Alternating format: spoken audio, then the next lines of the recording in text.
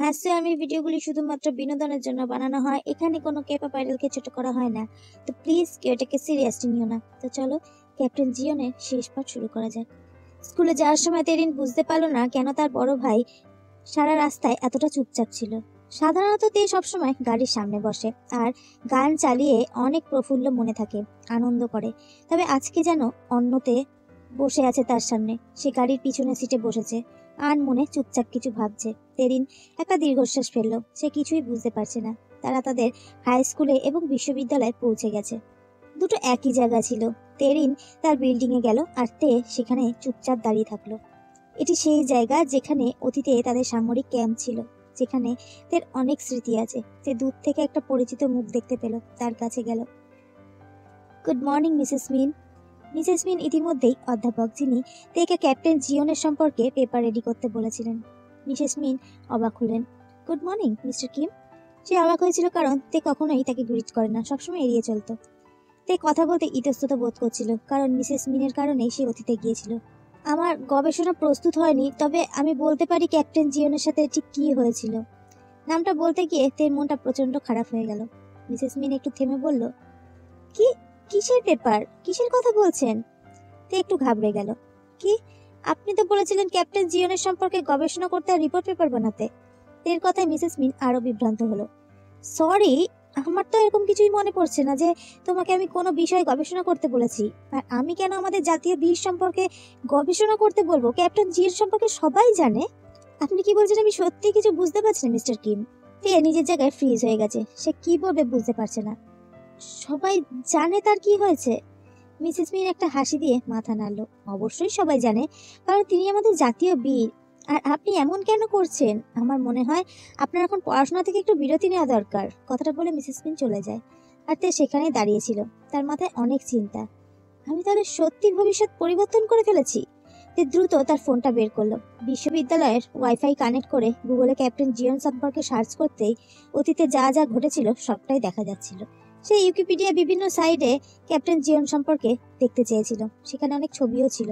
জাংকুকের ছবি দেখে তে প্রচন্ড যন্ত্রণা অনুভব হলো, সাথে সাথে ফোনটা বন্ধ করলো। তে জাংকুককে ছেড়ে আসার কারণে অনেক দোষী বোধ হচ্ছিল, তার কাছে কিছুই করার ছিল না। এখন আর জাংকুক বেঁচে নেই। তে মাঠের মধ্যে হাঁটতে লাগলো এবং আশেপাশে অনেক ছাত্রছাত্রী ছিল। তে তার ভাবনায় বিভোর ছিল। হঠাৎ কিছু একটা তার মাথায় এসে আঘাত করে। আহ! তে কাঁদতে কাঁদতে মাটিতে পড়ে যায়। একটি ফুটবল ছিল এটা।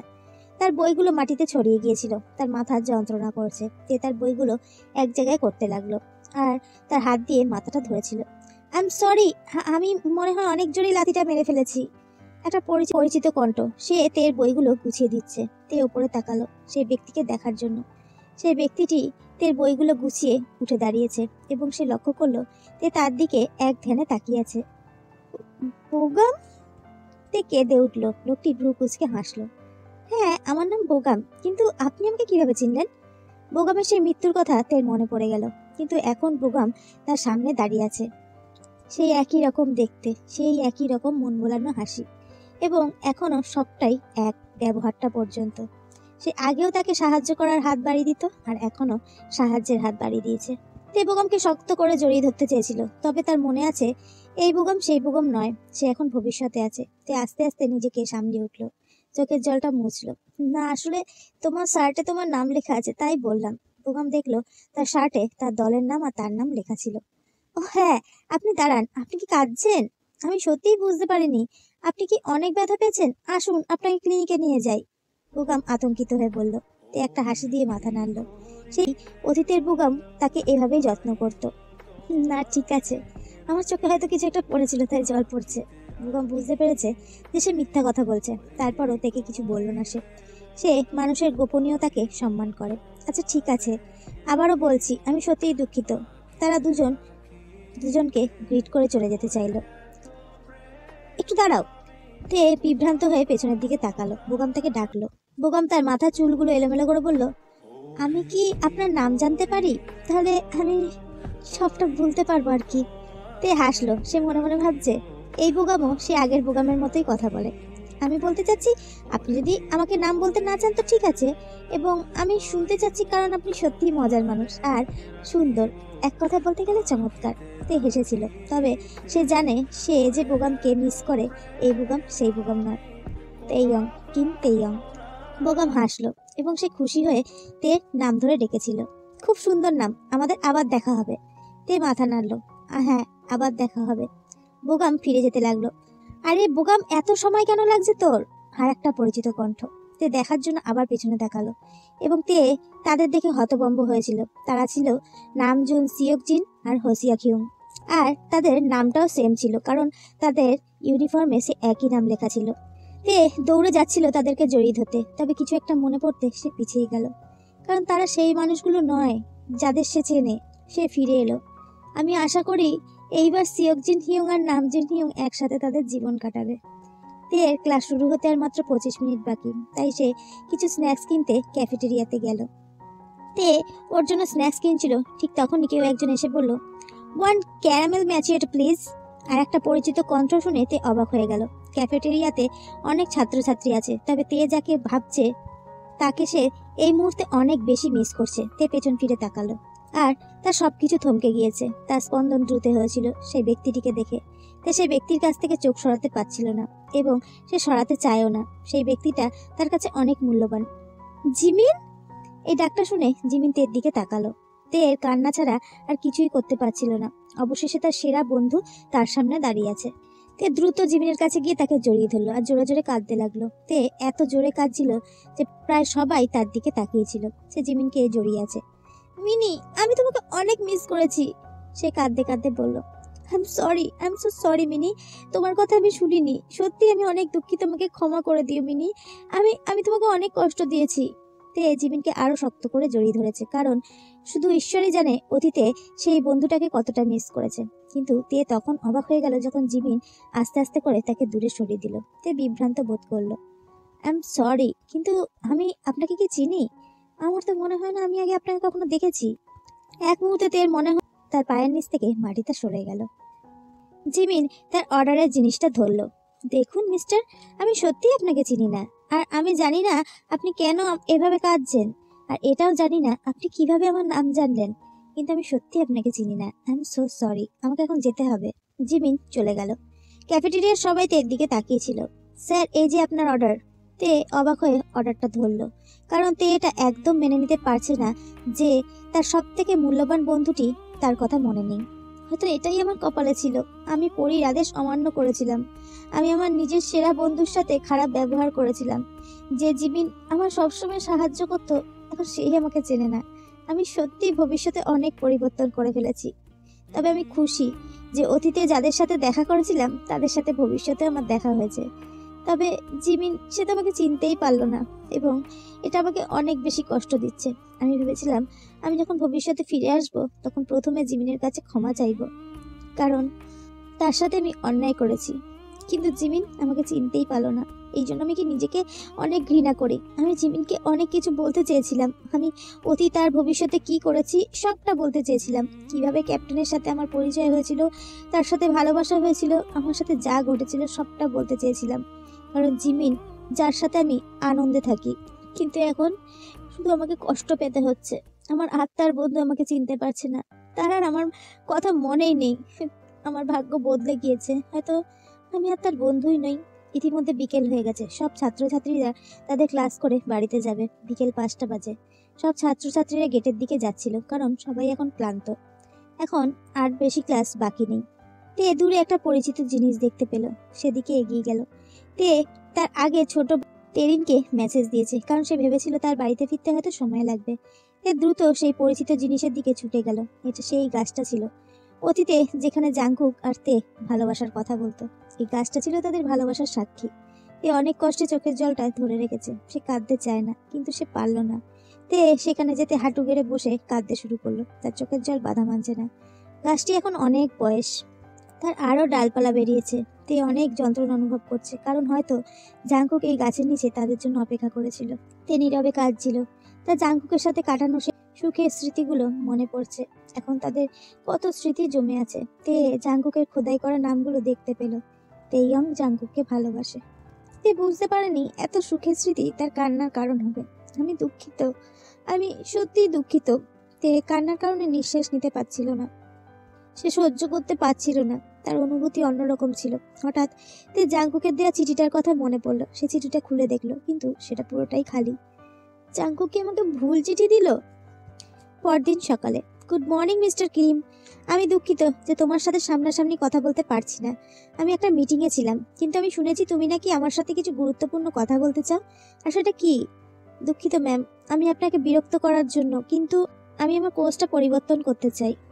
আমি দুঃখিত, আমি কি ঠিক শুনছি? তুমি সত্যিই কোর্স পরিবর্তন করতে চাও? হ্যাঁ ম্যাম, আমি জানি এটা আপনার জীবন, আপনার সিদ্ধান্ত নেওয়ার অধিকার আছে, কিন্তু কি কারণে কোর্স পরিবর্তন করতে চাচ্ছেন সেটা কি জানতে পারি? আপনি তো স্নাতক শেষ করে ফেলেছেন। এই মুহূর্তে যদি আপনি কোর্স পরিবর্তন করে, তাহলে এতদিনের প্রচেষ্টা বৃথা হবে। হ্যাঁ ম্যাম, আমি ইতিমধ্যে এই বিষয়ে ভেবেছি, কিন্তু আমি মনে করি না আমার প্রচেষ্টা বৃথা যাবে, কারণ আমি সত্যিই ফ্যাশন ডিজাইনার হতে চেয়েছিলাম এবং এটা নিয়ে পড়তে আমি বেশ আগ্রহী ছিলাম এবং এটা আমার জীবনে একটি বিশাল অংশ ছিল। তবে আমার কাছে এখন মনে হচ্ছে আমার কোর্স পরিবর্তন করার দরকার, তাই আমি এটা পরিবর্তন করতে চাই। আমি সত্যিই খুশি যে আপনার নিজের পছন্দের কোর্স আপনি করতে আগ্রহী। আপনি একজন সত্যিই ভালো ডিজাইনার ছিলেন, কিন্তু আমি এখন একটু দুঃখ অনুভব করছি, কারণ আপনার মতো প্রতিভাবানকে আমরা হারাতে চলেছি।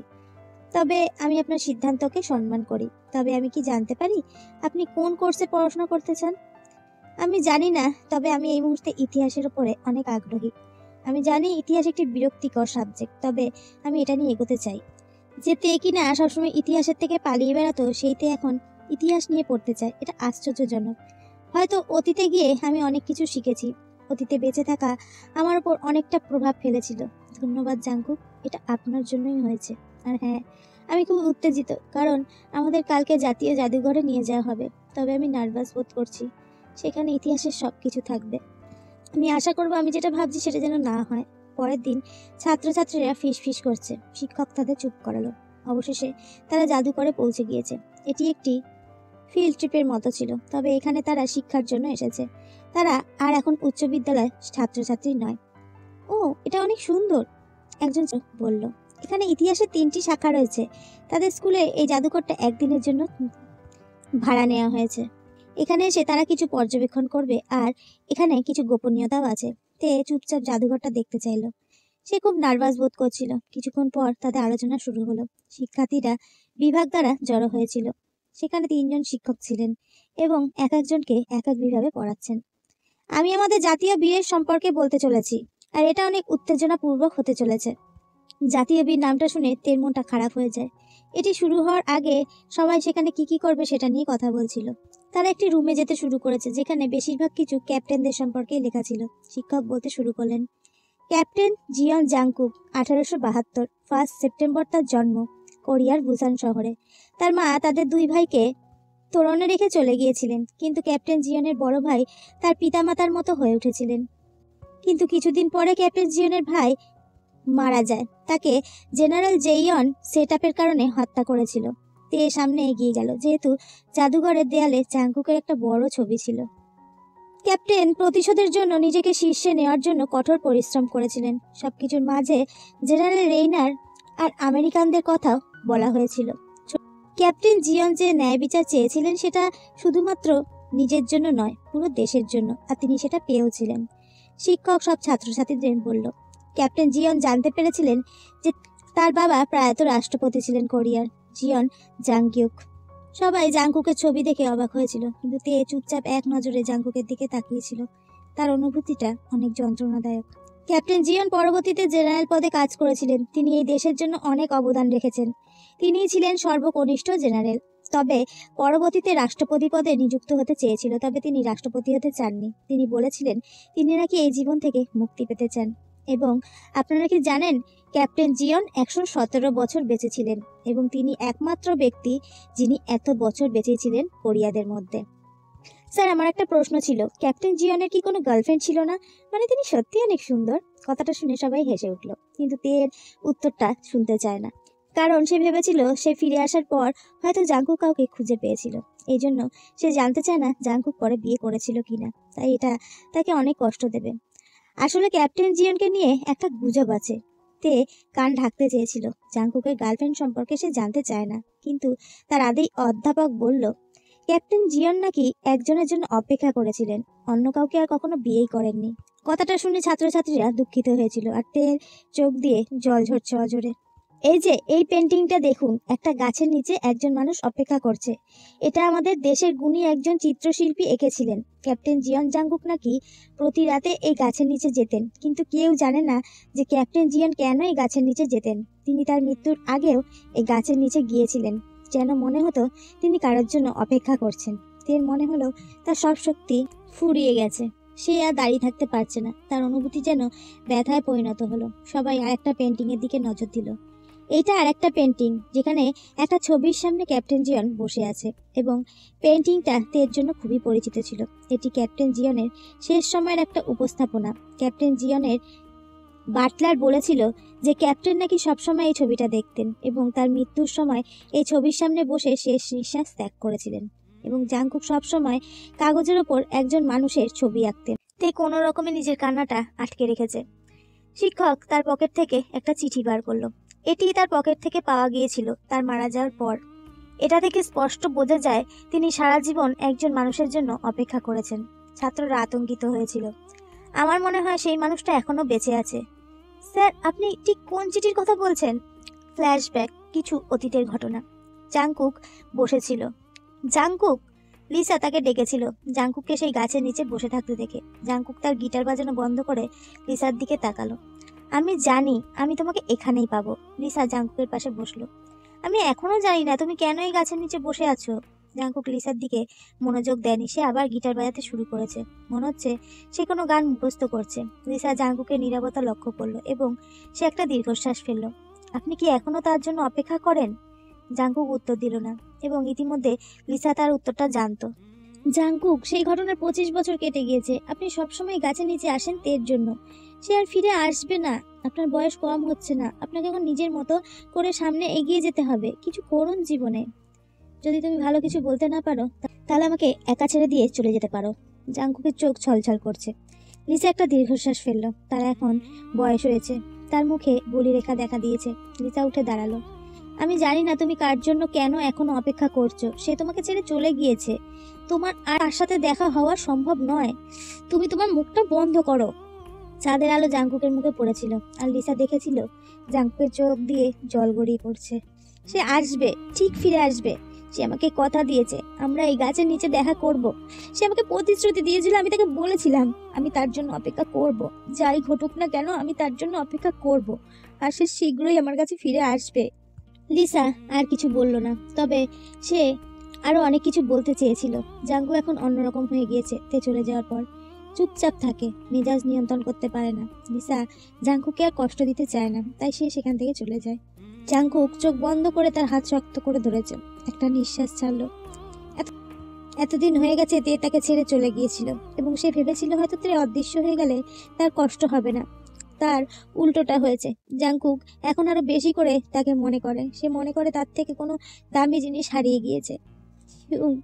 তুমি আমাকে কথা দিয়েছিলে, তাই না?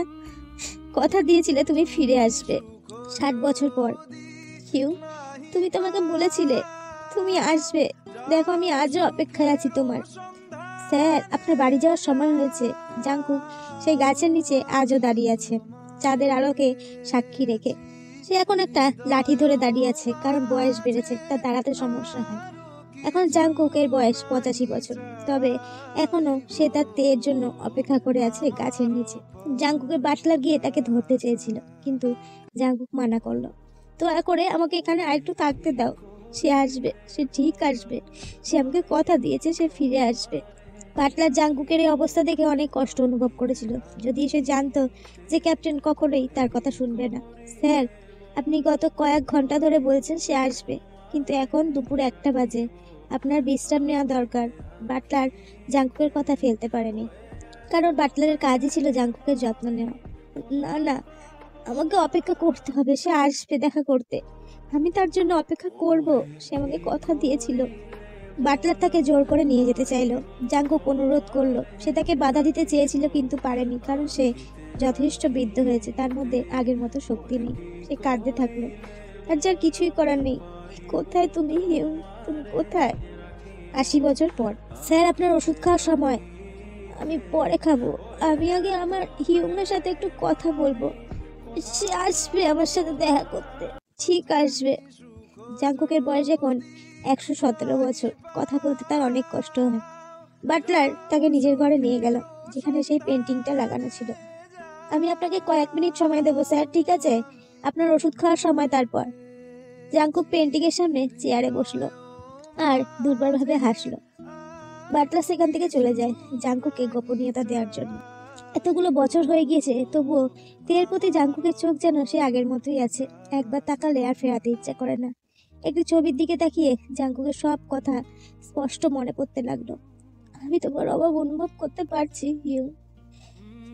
80 বছর হয়ে গেছে, আমি এখনো তোমার জন্য অপেক্ষা করছি। তুমি ফিরে এলে না। আমি ক্লান্ত হয়ে পড়েছি হিউ, আমি ক্লান্ত হয়ে পড়েছি। কেন ছেড়ে গেলে আমাকে? যদিও সে জানে এই ছবিটা তাকে কখনোই উত্তর দেবে না। আমি তোমাকে ঘৃণা করি হিউ, তুমি তোমার প্রতিশ্রুতি পূরণ করনি। এতগুলো বছর হয়ে গেছে, তবু কেন এত ব্যথা করে বলো তো তোমার জন্য? আমি তোমাকে ঘৃণা করতে কেন পারি না? কেন তোমার উপর রাগ অভিমান করতে পারি না আমি? আমি যে এখনো তোমাকে ভালোবাসি হিউ। এখনো তুমি আছো আমার সবটা জুড়ে, শুধু তুমি। হিউ, তুমি কি কিছু মনে করবে যদি আমি একটু ঘুমাই? সে এখনো তের পেন্টিং এর দিকে তাকিয়ে আছে। এত বছর হয়ে গেছে, তবু তের সৌন্দর্য কাছে সে কাউকেই বসাতে পারেনি আজ পর্যন্ত।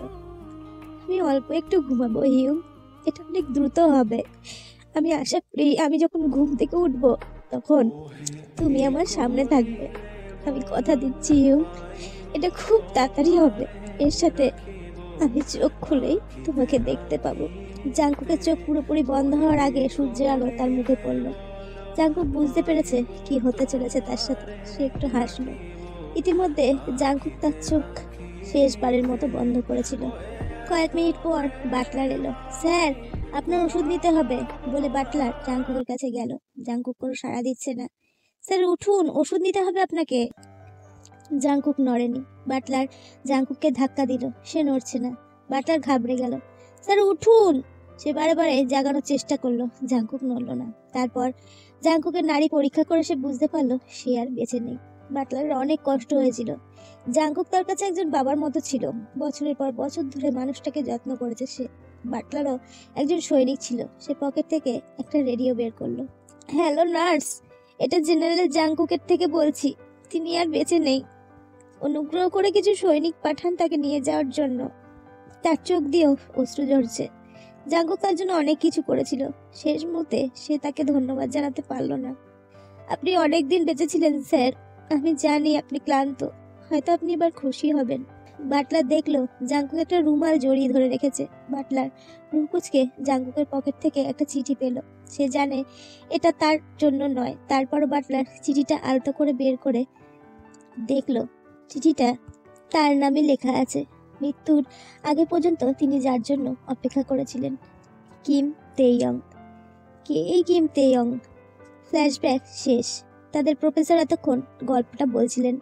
তে যেন একজন মৃত মানুষের মতো দাঁড়িয়ে আছে। তার ঠোঁট থেকে প্রায় রক্ত পড়ছে, কারণ সে কান্না আটকাতে না পেরে ঠোঁটটা চেপে ধরেছিল। কিন্তু সে ব্যর্থ।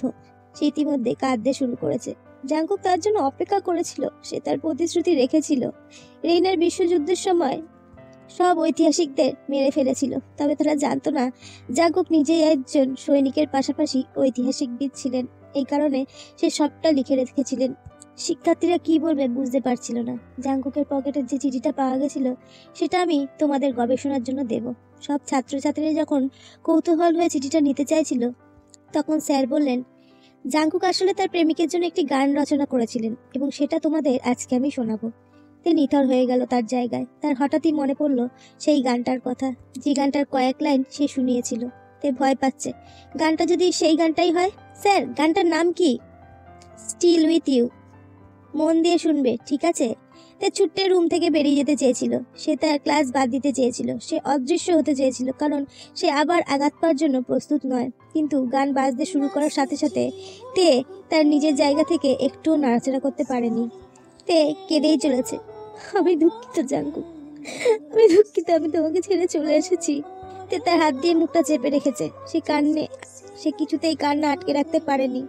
ইচ্ছা না থাকলেও সে চিৎকার করে কাঁদতে থাকে। আমাকে ক্ষমা করে দিও জাঙ্কু, আমি তোমাকে ছেড়ে এসেছি। সে কিছুতেই দাঁড়িয়ে থাকতে পারছিল না, হাঁটু গেড়ে বসে পড়েছিল। তের সহপাঠীরা সেটা খেয়াল করলো। তারা দৌড়ে তের কাছে এলো। কি হয়েছে তেইয়ং, তুমি ঠিক আছো? তারপর সবাই তের দিকে তাকালো। তাদের শিক্ষকও তাকিয়েছিল। মিস্টার কিম, আপনি ঠিক আছেন? তে তাড়াতাড়ি মাথা নেড়ে উঠে দাঁড়ালো। হ্যাঁ, আমার আজকে শরীরটা না ভালো লাগছে না বলে সে দ্রুত সেখান থেকে চলে গেল। পেছন থেকে তার শিক্ষক সহপাঠীরা ডাকতে থাকলো, তবে তে কোনো সাড়া দেয়নি। তে শুধু এসব শেষ করতে চায়। সে আমার জন্য অপেক্ষা করেছিল, হ্যাঁ সে আমার জন্য অপেক্ষা করেছিল। সে তার প্রতিশ্রুতি রেখেছিল। আমার এটা অনেক বেশি কষ্ট, আমাকে এটা অনেক বেশি কষ্ট দিচ্ছে। সে তার প্রতিশ্রুতি পূরণ করেছে, কিন্তু আমি তাকে ছেড়ে চলে এসেছি। আমি রাখতে পারিনি আমার প্রতিশ্রুতি। হয়তো সময় এসেছে সবটা শেষ করার। চিঠিটা আমাকে পড়তে হবে। অনেক কষ্ট করে আমি চিঠিটা পেয়েছি। আমি অনেক নার্ভাস, কিন্তু এটা আমাকে পড়তেই হবে। কিম তেইয়ং, জাংকুকের পক্ষ থেকে। আমার প্রিয় স্বর্গীয় ভালোবাসা, আমার আপনার জন্য মাথা এলোমেলো হয়ে আছে। আমি মহাবিশ্বকে জিজ্ঞাসা করেছিলাম কেন এমন মানুষের সাথেই ভালোবাসার সৃষ্টি হয় যার সাথে সে কখনোই থাকতে পারে না, কাটাতে পারে না সারাটা জীবন। কেন এমন মানুষের সাথেই আমাদের পরিচয় হয়? ঠিক কি কারণে তারা এমন লোকেদের সাথে দেখা করতে দেয় যারা একে অপরের পাশে সারা জীবন থাকতেই পারে না? আমি এখন পর্যন্ত বুঝতে পারলাম না আসলে ভাগ্য কাকে বলে, ভাগ্য কেমন হয়, কেন এমন মানুষের মধ্যেই ভালোবাসার সৃষ্টি হয় যারা শেষ পর্যন্ত এক হতে পারে না। ইয়ং, তুমি তো আমাকে প্রতিশ্রুতি দিয়ে গিয়েছিলে আমাকে কখনো ছেড়ে যাবে না, কিন্তু তুমি আমাকে ছেড়ে চলে গিয়েছো। আমি এখন বুঝতে পেরেছি যে প্রতিশ্রুতির শব্দটা মিথ্যা। তোমার চলে যাওয়ার পর 70 বছর হয়ে গিয়েছে, আমি এখনো তোমার জন্য অপেক্ষা করছি। তুমি আমায় মিথ্যা বলেছিলে তুমি বলেছিলে তুমি তারকা নও, তুমি আমাকে কখনো ছেড়ে যাবে না। তারা যেভাবে চাঁদকে ছেড়ে চলে যায়, তুমি আমাকে একা করে ছেড়ে চলে গেলে। তুমি তো বলেছিলে তুমি হারিয়ে যাবে না, কিন্তু এখন আমি তোমাকে কেন খুঁজে পাই না? তুমি জানতে আমার তুমি ছাড়া কেউ ছিল না, কিন্তু তারপরও তুমি আমাকে একা করে চলে গেলে। আমি আবার একা হয়ে গিয়েছি। আর কত অপেক্ষা করব আমি তোমার জন্য? আর কতবার তোমার নামটা ধরে চিৎকার করব? আমাকে আরো কত চিঠি লিখতে হবে আমাকে আর কত গান রচনা করতে হবে? আর কত রাত আমাকে না ঘুমিয়ে তোমার জন্য কাঁদতে হবে? আমি তোমার কাছে অপরিচিত হয়ে গেছি, তাই না?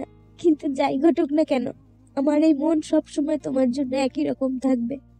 যখন সবকিছু শেষ হবে, আমি তোমাকে আবার খুঁজে নেব এবং আমরা মহাবিশ্বের পরিকল্পনাটি আরো ভালোভাবে পুনরাবৃত্তি করব, এবং আমাদের গল্পটা হবে মহাবিশ্বের সবচেয়ে সুন্দর প্রেমের গল্প। তোমার চাঁদের পক্ষ থেকে, তোমার জন্য, জিহন জাংকুক। 5 বছর পর। তের বয়স এখন 29। ইতিমধ্যে ইতিহাসের শিক্ষক সে। তার স্কুল থেকে স্নাতক শেষ করে এখন সে সেখানকারই ইতিহাসের শিক্ষক। তে এই শিক্ষকতা বেছে নিয়েছে। শুধু তাই নয়, এখানে সেই গাছটির জন্য এই স্কুলে শিক্ষকতা করছে সে। যতদিন বেঁচে থাকবে এই গাছের থেকে সে আলাদা হতে চায় না। 1 বছর হলো সেই কলেজে শিক্ষকতা করছে, এবং সেটা আনন্দের সাথেই করছে। একজন অ্যাটর্নি হয়ে আর একজন শিক্ষক হয়ে কাজ করা তার পক্ষে কঠিন হয়ে পড়েছিল। তবে তে যথেষ্ট অর্থ উপার্জন করেছে এবং তার পরিবার অনেক ভালোভাবে জীবনযাপন করছে। এই জন্য সে আইনের কাজ ছেড়ে দিয়ে এখন শিক্ষকতাটাই বেছে নিয়েছে। সে এখন খুশি। 5 বছর আগে তার সাথে যা যা ঘটেছিল সেটা তার মনে একটা দাগ কেটে রেখে গেছে। স্যার, একটা কথা ছিল। তে চশমাটা ঠিক করে বলল, কি কথা? স্যার, মিনা আপনার উপর ক্রাশ খেয়েছে। সব ছাত্রছাত্রীরা উত্তেজিত হয়ে ফিসফিস করছিল। তে শুধু তার মুখে হাসি ধরে রেখেছিল। মিনা বলেছে, আপনার কি কোনো গার্লফ্রেন্ড আছে? যদি না থাকে তাহলে সে আপনার গার্লফ্রেন্ড হতে চায়। সব ছাত্রছাত্রীরা হাসতে লাগলো। সবাই মিনার দিকে তাকিয়ে তাকে উত্তপ্ত করতে লাগলো। মিনা আসলে অনেক সুন্দর, কিন্তু দুর্ভাগ্যবশত তে সেটা পারবে না। আরে তোমরা চুপ করো, তাকে উত্তেজিত করো না। আমি কারোর সাথে সম্পর্কে নেই, আর আমার কোনো গার্লফ্রেন্ডও নেই। কথাটা শুনে সব ছাত্রছাত্রীরা উল্লাস করতে লাগলো। কিন্তু আমার একজনের সাথে বিয়ে ঠিক হয়ে আছে, মানে আমার একজন বাগদত্তা আছে। সব ছাত্ররা অবাক হয়ে গেল। বাগদত্তা? মানে আপনি তো বলেছিলেন আপনি কারোর সাথে সম্পর্কে নেই। তে একটা হাসি দিল এবং একটা দীর্ঘশ্বাস ফেললো। হ্যাঁ, কিন্তু আমি তাকে প্রায় বিয়ে করে ফেলেছিলাম। দুর্ভাগ্যবশত সেই মানুষটার জন্ম 1872 সালে আর আমার 1995। তাই তিনি এই মুহূর্তে আমার কাছে নেই, মারা গেছেন। সব ছাত্রছাত্রীরা ভ্রু কুঁচকে তাকালো। 1872 সালে কিভাবে স্যার? আমরা বুঝতে পারছি না। তে একটা হাসি দিল। আমি বুঝিয়ে বললো তোমরা বিশ্বাস করবে না। বেলটা বেজে উঠলো, ক্লাস শেষ। সব ছাত্রছাত্রীরা ক্লাস থেকে বেরিয়ে গেল। তে তার রুমের দিকে যাচ্ছিল এবং তার সহশিক্ষক তার কাছে এলো। তেইংশি, আমি তোমাকে খুঁজছিলাম। ও মিসেস হান, বলুন। আমাদের কলেজের প্রধান আজকে আমাদের নতুন বদলি শিক্ষককে খেয়াল রাখতে বলেছিলেন আমাকে, কিন্তু আমার এখন একটা গুরুত্বপূর্ণ মিটিং আছে এবং আমি তা বাদ দিয়ে কিছুতেই যেতে পারবো না। যদি আমি আপনাকে বলি কাজটা করে দিতে আমার হয়ে, আপনি কি সেটা করবেন? কেন নয়, অবশ্যই করব। তেকে একটা ফোল্ডার দিল যেটাতে নতুন শিক্ষক আর তার সমস্ত তথ্য ছিল। তিনি আসলে এখানেই আছে ইতিমধ্যে। আমি তাকে আপনার সাথে দেখা করতে বলছি। আমি এই কাজটা আপনাকে দেওয়ার জন্য আসলেই দুঃখিত। আমার এখন যেতে হবে, ভালো থাকবেন, বলে সে চলে গেল। তে সে ফোল্ডারটি টেবিলে রেখে তার অফিসের দিকে যেতে লাগলো। তবে তে খুব নার্ভাস, কারণ এই প্রথম কোনো বদ্যি শিক্ষককে সে সাহায্য করছে। ইতিমধ্যে দরজায় টোকা শোনা গেল। তে দ্রুত চেয়ারে বসলো। ভেতরে আসুন। তে ভেবেছিল হয়তো বদ্যি শিক্ষকই হবে। তে কলমটা ঘটনাচক্রে নিচে পড়ে গেছে। নতুন শিক্ষক সেটা উঠিয়ে দিল। গুড মর্নিং মিস্টার কিম, একটা গলার আওয়াজ শোনা গেল। হ্যাঁ, গুড মর্নিং, সরি এটার জন্য। তার সামনে ফোল্ডারটা সে খুললো। তে কাগজপত্র ঘাটাঘাটি করতে করতে বলল, তাহলে বলা যায় আপনি নতুন শিক্ষক, তাই তো? হ্যাঁ। আমাদের এখানে আপনাকে স্বাগত। আমি আশা করি আপনি এটা উপভোগ করবেন। এখনো পর্যন্ত তে লোকটির দিকে তাকায়নি। সে তথ্যের কাগজ পরীক্ষণ করছিলেন, কিন্তু কাগজে একটা ছবি দেখে তেতুনিয়া থমকে গেল। ধন্যবাদ স্যার, এখানে এসে আমার সত্যিই ভালো লাগছে। এটা আসলেই চমৎকার। তে তার চোখ ঘষে ঠিক করে নিল। সে ভেবেছিল ভুল দেখছে, কিন্তু সে আবার কাগজের ছবিটা দেখে শরীরে ঠান্ডা অনুভব করলো। মিস্টার কিম, আপনি ঠিক আছেন? তে তাকাতে চায় না, কারণ সে এটার জন্য প্রস্তুত নয়। তে চেয়ারে হাতল শক্ত করে ধরল। স্যার, আপনাকে ফ্যাকাশে দেখাচ্ছে কেন? আপনি কি চান আমি আপনার জন্য জল নিয়ে আসি? তে একইভাবে রয়েছে, কোনো আওয়াজ নেই। সেই একই কণ্ঠ, সেই একই স্বর। আমি কেন তাকে আগে চিনতে পারলাম না? 5 বছর হয়ে গেছে, তারপরে সেই কণ্ঠস্বর আমার কাছে অনেক তাজা শোনাচ্ছে। তে ভয় ভয় মুখ তুলে তাকালো।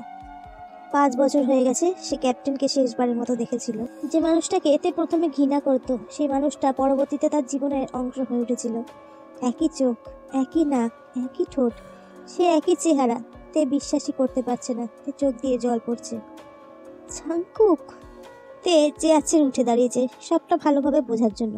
জাংকুক অবাক হয়ে গেছে তের কাজ দেখে। ও হ্যাঁ স্যার, এটাই আমার নাম। তবে সে একটা জিনিস বুঝতে পেরেছে, আর তার জন্য সে একটু হাসলো। আপনি কি মনে করেছেন আমি ক্যাপ্টেন জিয়ন জাংকুক? তে নিথর হয়ে দাঁড়িয়ে আছে, তার চোখের পলক পড়ছে না। জাংকুক তার মাথার পেছনে হাত দিয়ে ঠাট্টা করে বলল, চিন্তা করবেন না, আমি সেই ব্যক্তি নই। লোকেরা বলে আমি নাকি তার মতনই দেখতে। আমাদের নামটাও এক, তবে উপাধিটা আলাদা। তে প্রায় হাঁটু গেড়ে নিচে পড়ে যাওয়ার মতো অবস্থা। তবে সে জানে না এত দিন হয়ে গেছে জাংকুকের হাসিটা সে দেখেছে। এই হাসিটা তাকে আরো দুর্বল করে দিচ্ছে। ও আচ্ছা। তে দ্রুত তার চোখের জলটা মুছলো। সম্ভবত এই জাংকুক তেকে পাগল ভাবতে পারে। তে জানতো যে জাংকুক যদি পুনর্জন্ম পায় তাহলে তার আগের কিছুই মনে থাকবে না। তে কাঁপতে কাঁপতে চেয়ারে বসলো। কিন্তু এটা যদি ক্যাপ্টেনের পুনর্জন্ম হয়, তাহলে এই জাংকুকের সাথে তার দেখা করানোর কোনো উদ্দেশ্য থাকতে পারে। আমার নাম জাংকুক, তবে জিয়ন জাংকুক নয়, হান জাংকুক। তে কাপা কাপা হাতে জাংকুকের কাগজগুলো তার হাতে দিয়ে বলল, বুঝতে পেরেছি, আমি দুঃখিত।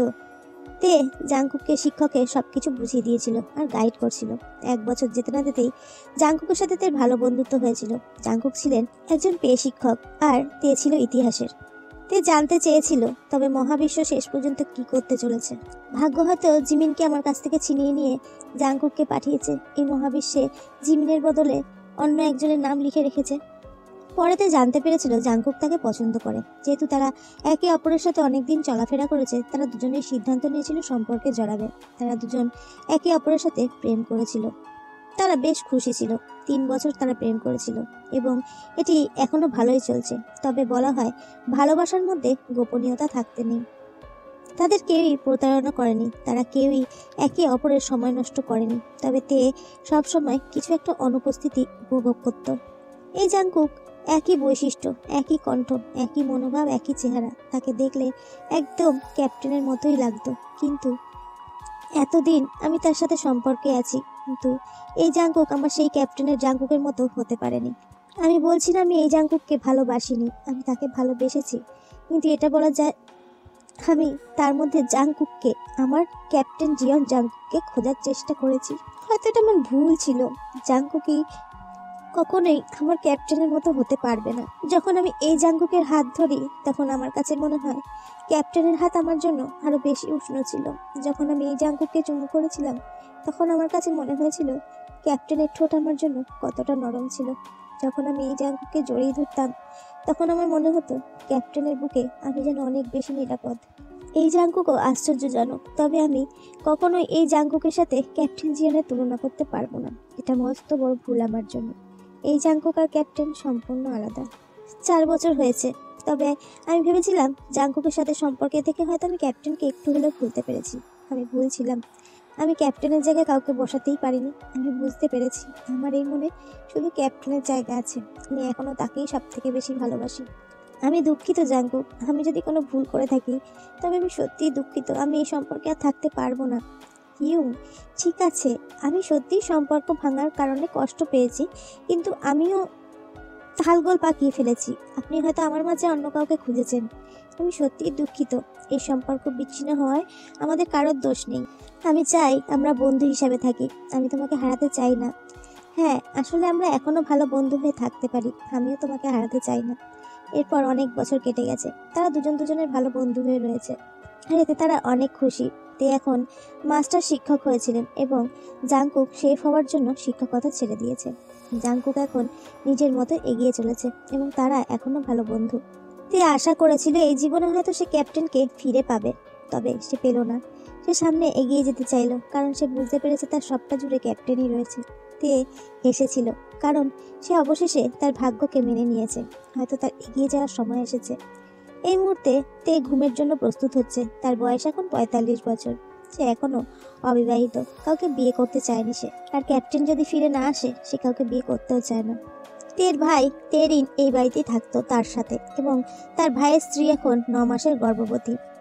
তে তার ভাই আর ভাইয়ের বউকে নিয়ে এই বাড়িতেই থাকতো, এবং তের মাসিও তার সাথে এখানেই থাকতো। তে কাপড় বদলিয়ে বিছানায় শুতে গেল।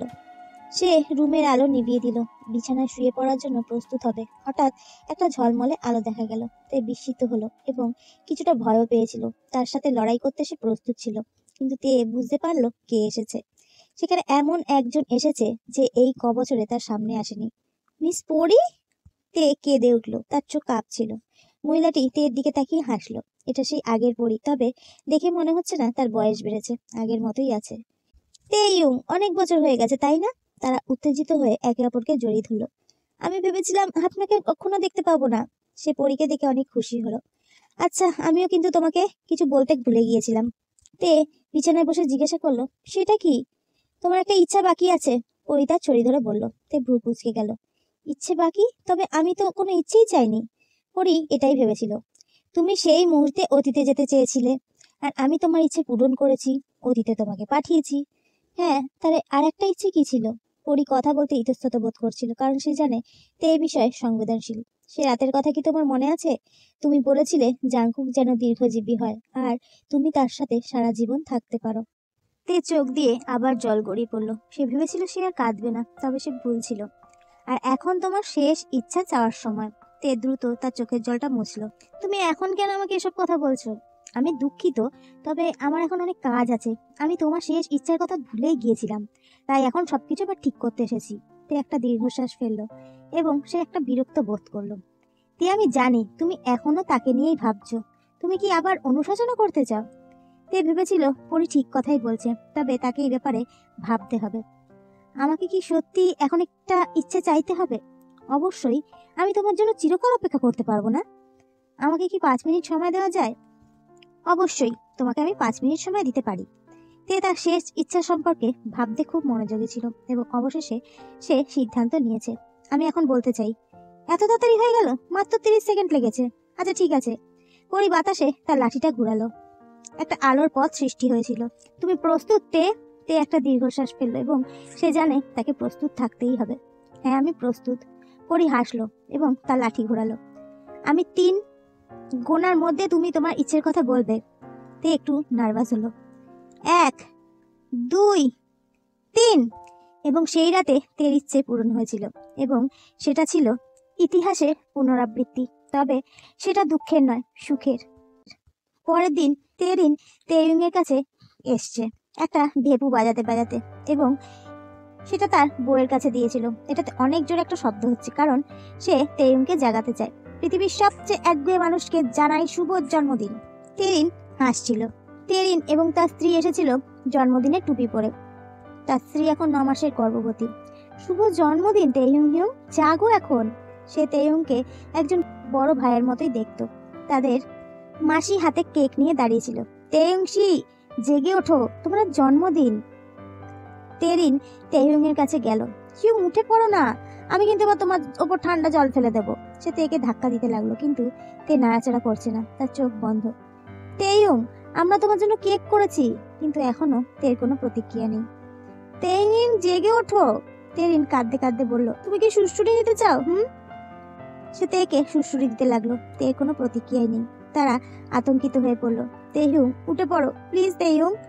তার মাসি তার হাতের নাড়িটা পরীক্ষা করলো, আর তারপর সে কাঁদতে লাগলো। সে তাকে জড়িয়ে ধরে বলল, তেইয়ুং, এটা হতে পারে না। মাসি, আপনি কাঁদছেন কেন? তার হৃদস্পন্দন হচ্ছে না। তেরিন নিথর হয়ে দাঁড়িয়ে আছে। সে তার মাসির কথা বিশ্বাস করতে চাইছে না। সে তেইয়ুংকে ধাক্কা দিয়ে বলতে লাগলো, এই হিউং, ওঠো না হিউং। ঘরটা কান্নায় পরিপূর্ণ হয়েছিল। হঠাৎ তেরিনের ওয়াইফের পেটে ব্যথা হতে শুরু করলো। যত সময় যাচ্ছে তার পেটে ব্যথা বাড়ছিল এবং আরো ব্যথা তীব্র হচ্ছিল। সে তার পেটটা চেপে ধরলো এবং তাতে আরো বেশি যন্ত্রণা হচ্ছিল। তেরিন, ও কি হয়েছে তোমার? তুমি ঠিক আছো? সে যন্ত্রণায় কেঁদে উঠল। তার চোখ দিয়ে জল পড়ছে। তাদের আন্টি আতঙ্কিত হলো, তবে সে বুঝতে পেরেছে কি হতে চলেছে। ওর গর্ভপাতের সময় হয়ে গিয়েছে। তেরিন আতঙ্কিত হলো। আমি গাড়ি প্রস্তুত করছি বলে সে বেরিয়ে গেল। এই মুহূর্তে গাড়ি প্রস্তুত করা হয়েছে, তাকে গাড়ির মধ্যে তোলা হয়েছে। সে ব্যথায় কাতরাচ্ছে। তারা হসপিটালের দিকে যেতে লাগলো, কিন্তু তারা জানে না তের ইচ্ছে পূরণ শুরু হতে চলেছে। সে পরীকে বলেছিল, আমি চাই আমার আর ক্যাপ্টেনের ভালোবাসার পুনরাবৃত্তি হোক এবং সারা জীবনের জন্য আমরা একসাথেই থাকি। ঘন্টাখানেক পর তেরিনকে হসপিটালের রুমে নিয়ে যাওয়া হয়েছিল এবং কিছু সময় পর সে একটি পুত্র সন্তানের জন্ম দেয়। তার গাল বেয়ে অশ্রু গড়িয়ে পড়ছিল সেই নবজাতক শিশুকে দেখে। তেরিন সামনে ঝুঁকে তার বউকে চুমু দিল। সোনা, দেখতে একদম তোমার মতো হয়েছে। তেরিন খুশি হবে না কাঁদবে বুঝতে পারছে না। একজন জন্ম নিয়েছে আর একজন তাদের থেকে হারিয়ে গিয়েছে। দাদা কেমন আছে? তিনি আমাদের ছেড়ে চলে গিয়েছেন। তেরিনের স্ত্রীর চোখে ছলছল করছে। তিনি আমাদের অনেক ভালোবাসতেন, তিনি আমাদের অনেক খেয়াল রেখেছেন। শেষবার থেকে একবার ধন্যবাদও জানাতে পারলাম না। তেরিন ছিল একজন কৌশলী এবং তার স্ত্রী ছিল একজন ইন্টেরিয়ার ডিজাইনার।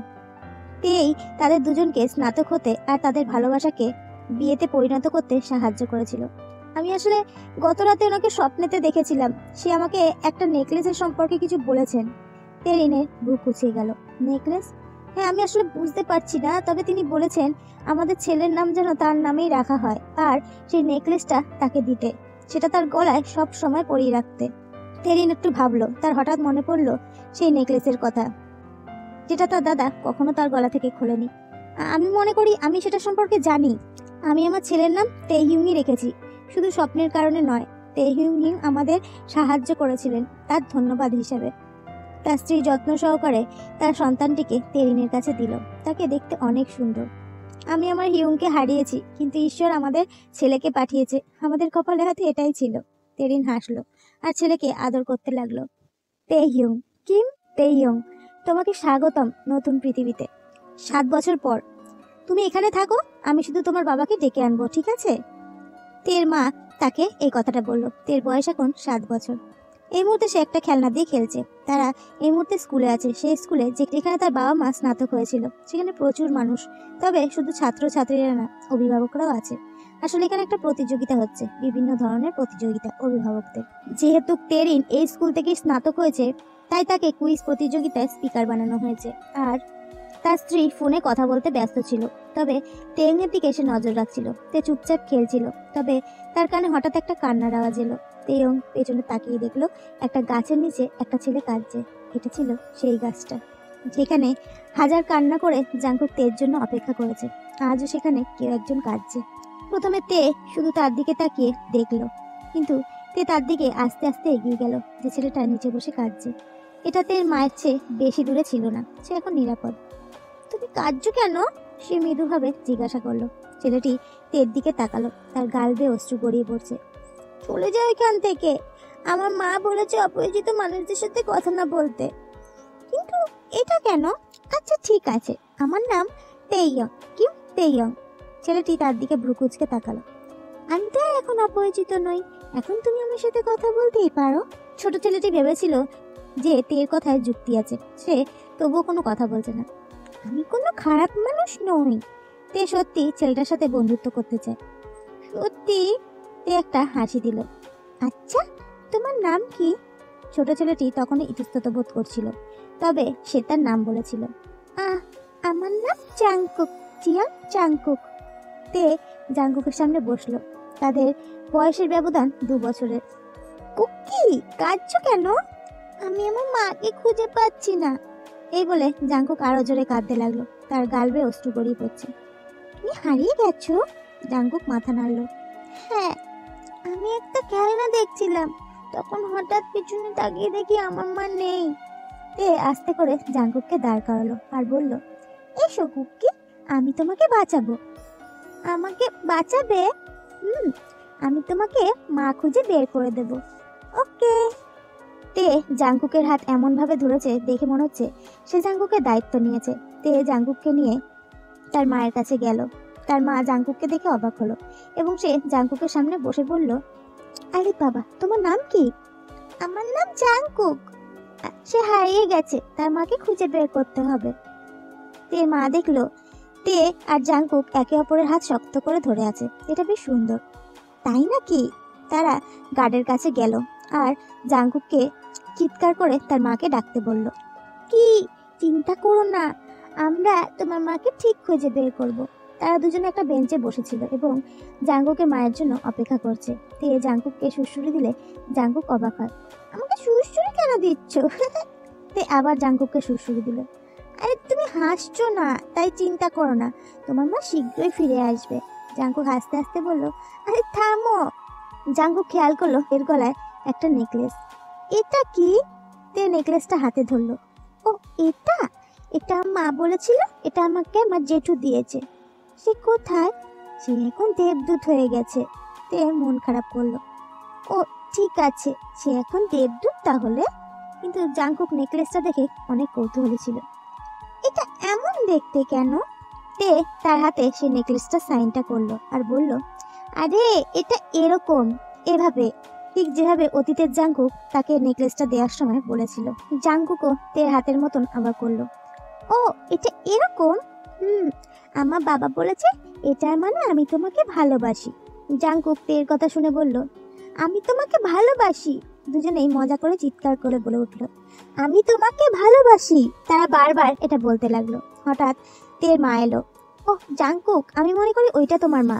জাংকুক তার মাকে দেখে বেঞ্চ থেকে নেমে গিয়ে তার মায়ের কাছে গেল। মা! ভদ্রমহিলাটি জাংকুককে কোলে নিয়ে আদর করতে লাগলো এবং তাকে জড়িয়ে ধরে কাঁদছিল। ও সোনা, আমি অনেক অসাবধানতার কারণে তোমাকে হারিয়ে ফেলেছিলাম। জাংকুকের মা তাকে জড়িয়ে ধরে কাঁদছিল আর তের মা দাঁড়িয়েছিল। আপনি কি আমার ছেলেকে খুঁজে পেয়েছেন? কিন্তু তের মা কিছু বলার আগেই জাংকুকের মা তের মায়ের সামনে হাঁটু গেড়ে বসলো। অনেক ধন্যবাদ। সে কাঁদছিল। তের মা তাকে উঠতে সাহায্য করলো। না ম্যাম, ঠিক আছে, আসলে আমার ছেলে তাকে খুঁজে বের করেছে।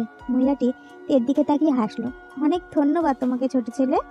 তে মহিলাটির সামনে মাথা নত করলো। ধন্যবাদ। জাংকুক তের কাছে দৌড়ে এসে বলেছিল, আপনাকে ধন্যবাদ হিয়ং। তে জাংকুককে জড়িয়ে ধরে বলল, ভুলে যেও না কিন্তু আমাকে গুক্কি। কখনো ভুলবো না। এই বলে জাংকুক তার হাত দিয়ে সাইনটা করে বলল, আমি তোমাকে ভালোবাসি। তেও বলল, তেইয়ং জাংকুককে ভালোবাসে। এই ছোট বয়সেও তাদের মধ্যে এমন একটা অনুভূতি হচ্ছিল যেন তারা যুগ যুগ ধরে একে অপরকে চেনে। তারা জানেও না ইতিহাসের আবার পুনরাবৃত্তি হতে চলেছে। তারা আবার একে অপরকে ভালোবাসবে, তবে এটা বিচ্ছেদের নয়, সুখের হবে। 15 বছর পর। চোখ বেয়ে জল গড়িয়ে পড়ার সাথে সাথে জিমিন চিৎকার করে কাঁদতে লাগলো। এটি একটি বিশ্ববিদ্যালয় এবং তারা সেটা ছাদে ছিল। এখানে তে আর জিমিন অনেক ভালো বন্ধু, তবে সেই ছোটবেলার পর থেকে তের সাথে জাংকুকের আর দেখা হয়নি। তে আর জিমিন ছাদে এসেছে কিছু গোপনীয়তার জন্য। উফ, তুমি একটু শান্ত হও, কিচ্ছু হবে না। তে জিমিনকে শান্ত করতে চেয়েছে, কিন্তু জিমিন অনেক কাঁদছে। জিমিন এতটাই কাঁদছিল যে তার দম বন্ধ হয়ে যাচ্ছিল, কারণ তার আজকে ব্রেকআপ হয়েছে। তার চোখের জল সে মুছল। তুমি কি মনে করো আমি তার জন্য কাঁদছি? না, আমি তার জন্য কাঁদছি না। আমি কাঁদছি কারণ আমি তাকে আমার প্রথম কিসটা করেছিলাম, আমি তাকে বিশ্বাস করেছিলাম। আমি ভেবেছিলাম সে হয়তো ভালো, তবে আমি ভুল ছিলাম। তে একটা দীর্ঘশ্বাস ফেললো, কি বলবে বুঝতে পারছে না, কারণ এর আগে তে কখনো প্রেম করেনি, তাই ভালোবাসা কেমন সত্যি সে জানে না। এখনো তে আর জিমিনের মধ্যে অনেক ঝগড়া হয়, তবুও তারা সেরা বন্ধু। আর বন্ধুর কান্না দেখে তার একটুও ভালো হচ্ছে না। তে জিমিনের ফোনটা কেড়ে নিল। আরে কি করছো, কি, ফোনটা দাও। জিমিন তের হাত থেকে ফোন কেড়ে নেওয়ার চেষ্টা করছে। তে লম্বা হওয়ায় জিমিন নিতে পারছে না। আমি দেব না, কারণ আমি সবটা ফাঁস করে দেবো। সে তোমাকে ধোকা দিয়েছে।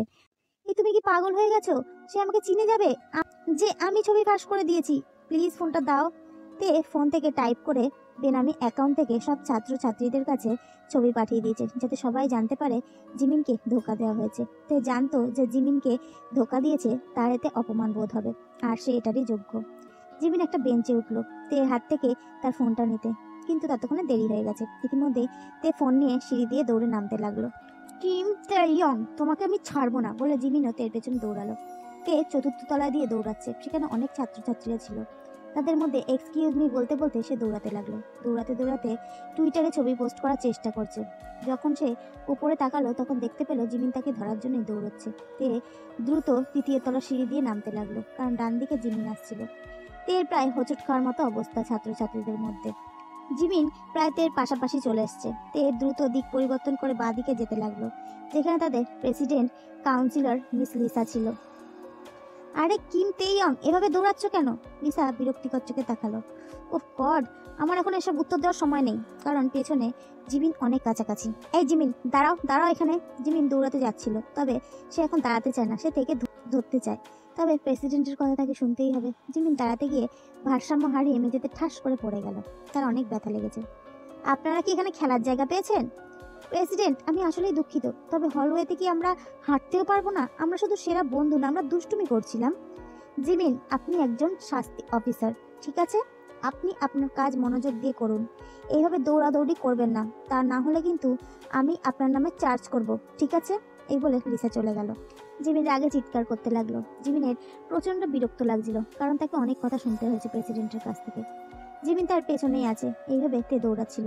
তে পেছন ফিরে তাকালো, দেখার চেষ্টা করলো জিমিন ওর পেছনে আছে কিনা, কিন্তু কারোর সাথে ধাক্কা খেয়ে সে পড়ে গেল। তে কেঁদে উঠলো, কারণ দুজনেই মাটিতে পড়ে গেছে আর আঘাত পেয়েছে, কিন্তু সে একজনের গায়ের উপর পড়েছিল। সে জোরে একটা চিৎকার করলো। এই চিৎকার শুনে সব ছাত্রছাত্রীরা তাদের দিকে তাকালো। তে সেই ব্যক্তির দিকে তাকিয়ে দেখলো, কারণ লোকটি ব্যথায় কাঁদছিল। উফ বাবা গো! তে দেখলো লোকটির হাতে ক্ষত হয়ে গিয়েছে। সে আতঙ্কিত হলো। সে সঙ্গে সঙ্গে তার গায়ের উপর থেকে উঠে লোকটিকে উঠতে সাহায্য করলো। সরি, আমি আসলে অন্যদিকে তাকিয়ে হাঁটছিলাম। আমি সরি, আমি দেখতে পাইনি। লোকটি উঠে দাঁড়িয়েছে, তার হাত দিয়ে চুল ঠিক করতে লাগলো, কারণ তার চুলের কারণে চোখটা ঢেকে গিয়েছিল। সে তার কনুইতে ব্যথা পেয়েছে। আচ্ছা ঠিক আছে, আমিও দুঃখিত, আমি পথের দিকে তাকিয়ে হাঁটছিলাম না। সেও ক্ষমা চাইলো। সে খুব অপরাধী বোধ হলো, সেই লোকটির হাতে ক্ষত করে দিয়েছে। তোমার তো হাত থেকে রক্ত পড়ছে, চলো ক্লিনিকে নিয়ে যাই। আরে না না, ঠিক আছে, আমি পারবো, এতে আমার কিচ্ছু হবে না।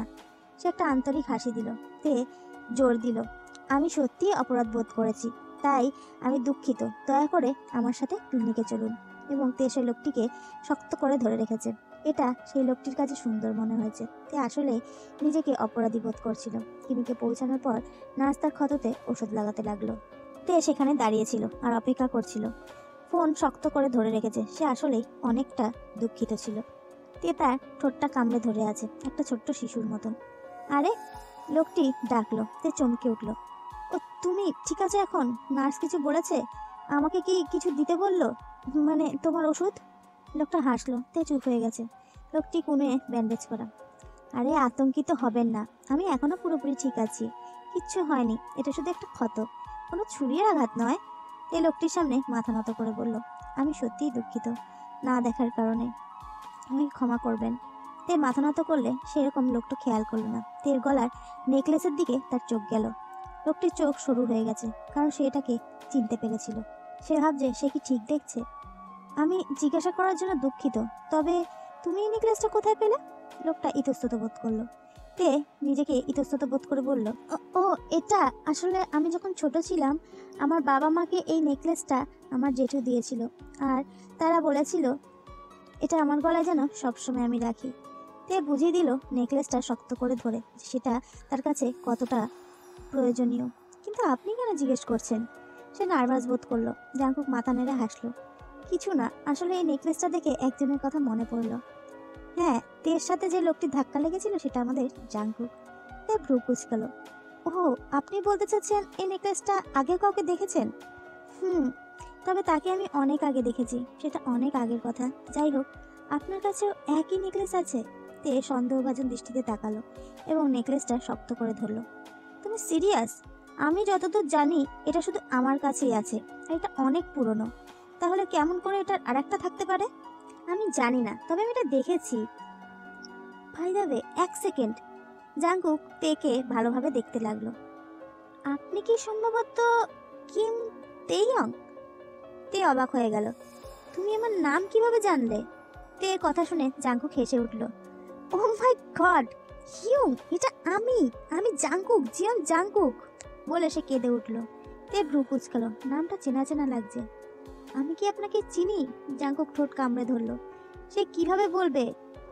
জাংকুকের মাথায় একটা বুদ্ধি এলো। সে হাতে চিহ্নটা করে বলল, আমি তোমাকে ভালোবাসি। এটা দেখে তে অবাক হলো। তার মুখের ওপর হাত দিয়ে চেপে ধরলো। তে কেঁদে উঠে বলল, তুমি তুমি সেই জাংকুক? তে জাংকুককে অনেক ছোটবেলা দেখেছিল। সেই চোখ, সেই মুখ পাল্টে গিয়েছে। জাংকুক এখন তের থেকেও একটু লম্বা ছিল। জাংকুক কাঁদতে কাঁদতে বলল, তুমি তো আমাকে এই চিহ্নটা শিখিয়েছিলে, মনে আছে? এরপর আমি আর তোমাকে কখনো দেখতে পাইনি। তে ছুটে গিয়ে জাংকুককে জড়িয়ে ধরলো। তে ভেবেছিল তারা হয়তো একে অপরকে আর দেখতে পাবে না। অনেকদিন হয়ে গেছে, তোমাকে অন্যরকম লাগছে। আপনি অনেক বদলে গিয়েছেন।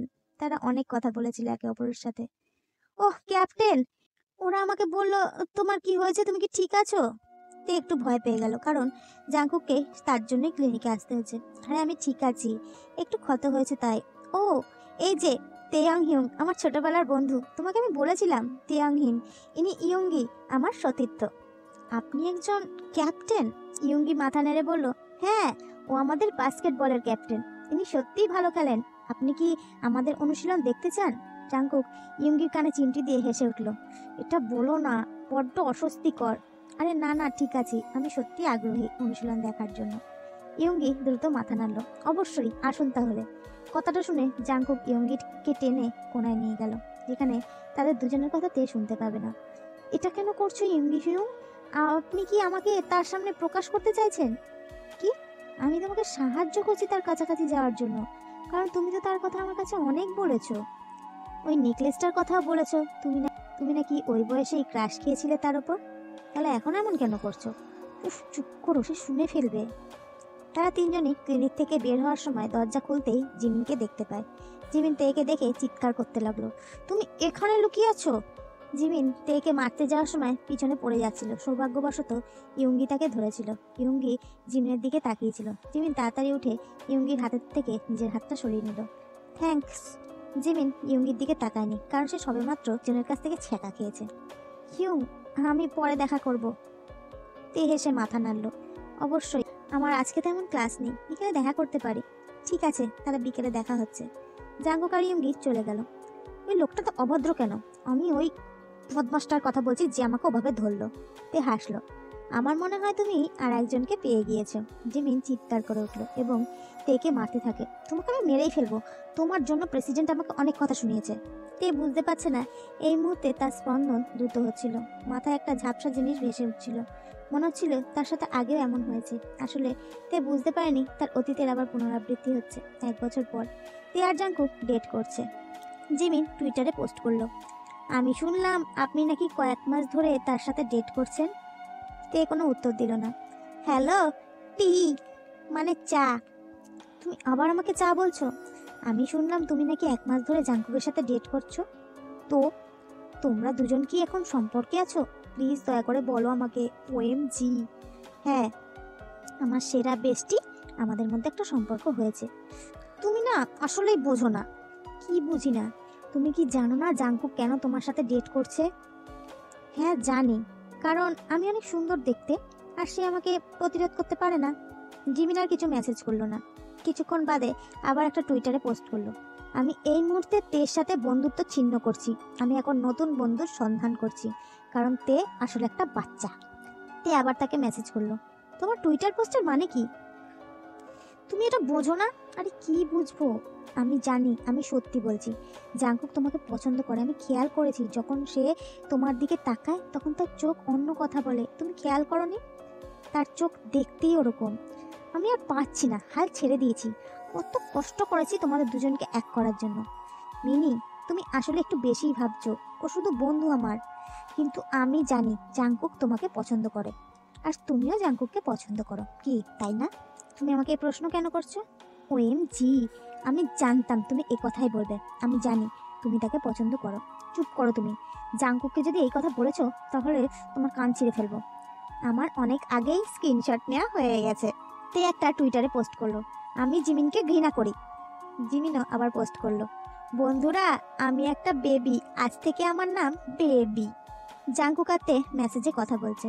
Hyung hyung Kim Taeyong. হ্যাঁ, আমি দুঃখিত, বাথরুমে ছিলাম তাই রিপ্লাই দিতে পারিনি। তুমি কি জানো আজকে ছুটির দিন? হ্যাঁ, আমার ছুটির দিন অনেক পছন্দ। তুমি কি ফ্রি আছো? হ্যাঁ, আমি আমার সব অ্যাসাইনমেন্ট শেষ করেছি। কেন বলো তো? আমরা কি আজকে একটা ডেটে যেতে পারি? একটা date please, I mean date, you know date. অবশ্যই যেতে পারি। এটা এমন নয় যে আমরা আগে ডেটে যাইনি। ঠিক আছে, আমি তোমাকে সন্ধ্যে 7টায় নিতে আসবো। জাংকুক টুইটারে পোস্ট করলো, আমি অনেক নার্ভাস। ইয়ঙ্গিও পোস্ট করলো, good luck Cookie. Oh sorry, good lakh.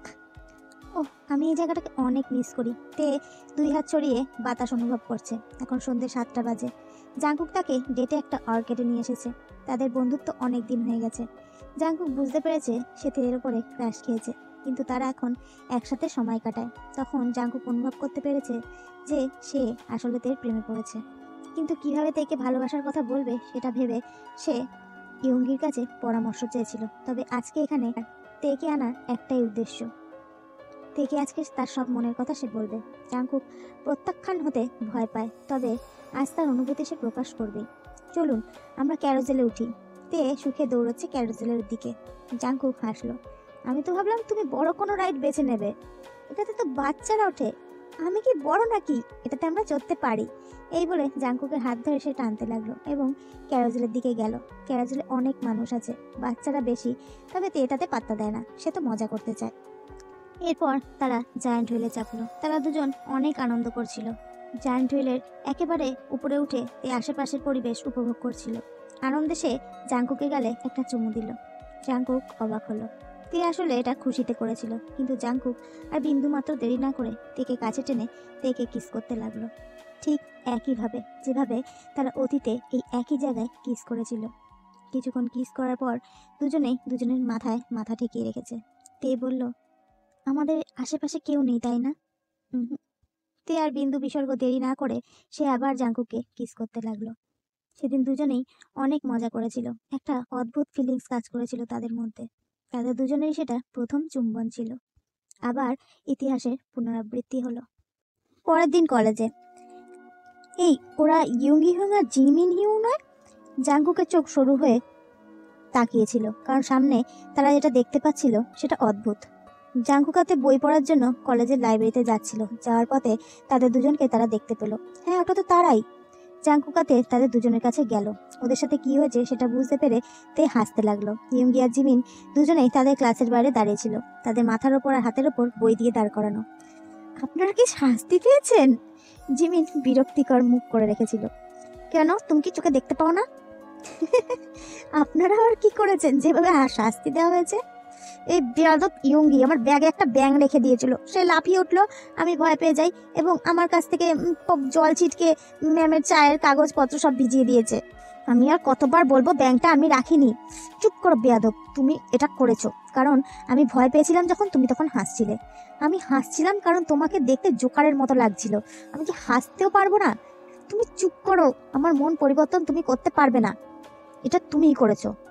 তে আর জাংকুক ওদের দুজনের ঝগড়া দেখ হাসতে হাসতে শেষ। তাদের পাশ দিয়ে ভাইস প্রেসিডেন্ট যাচ্ছিল। জিমিন আর ইয়ঙ্গির ঝগড়া সে শুনতে পেল। এই যে তোমরা কি সবসময় ঝগড়াই করো? একটু ভালোভাবে থাকতে পারো না? এই যে ইয়ঙ্গি, তুমি যদি এরকম করতে থাকো তাহলে তোমার কোচের কাছে আমি রিপোর্ট করব। আর জিমিন, তুমি তোমার কাউন্সিলিং এর পদের থেকে বরখাস্ত হবে, জেনি ধমক দিয়ে বলল। জিমিন আর ইয়ঙ্গি চুপ করলো, তবে একজন আরেকজনের চোখের দিকে তাকিয়ে গরম দেখাচ্ছে। তে আর জাংকুক সেখান থেকে চলে যেতে লাগলো, কারণ লাইব্রেরিতে তাদের যাওয়ার ছিল। এমনিতেই তাদের সময় নষ্ট হয়ে গেছে। তারা দুজনেই লাইব্রেরিতে গেল এবং সেখানে অনেক ছাত্রছাত্রী ছিল। তারা সেখানে এক জায়গায় বসলো আর তে কিছু বই নিয়ে আসলো। জাংকুক রান্না করতে অনেক আগ্রহী, ওইসব বই সে কিনে এনেছিল। সে পড়ালেখাতেও অনেক ভালো ছিল। জাংকুক তাদের বসার জায়গায় ফিরে এলো, দেখতে পেল তে নোটবুক নিয়ে কিছু একটা লিখছে। তেকে ক্লান্ত দেখাচ্ছিল এবং জাংকুক এটা খেয়াল করলো, কারণ তে পরীক্ষার আর বেশি দিন বাকি নেই এবং এখন তে খুব কঠিন, কারণ তে একজন আইনের ছাত্র। জাংকুক কিছু একটা ভাবলো, তার মনে হয়েছে জিনিসটা তেকে দেওয়া উচিত। জাংকুক তার ব্যাগ থেকে জিনিসটা বের করে তে যে বইটা পড়ছিল তার উপর রাখলো, আর সাথে সাথে তের মুখে হাসি ফুটে উঠলো। জাংকুকে তাকিয়ে বলল, স্ট্রবেরি?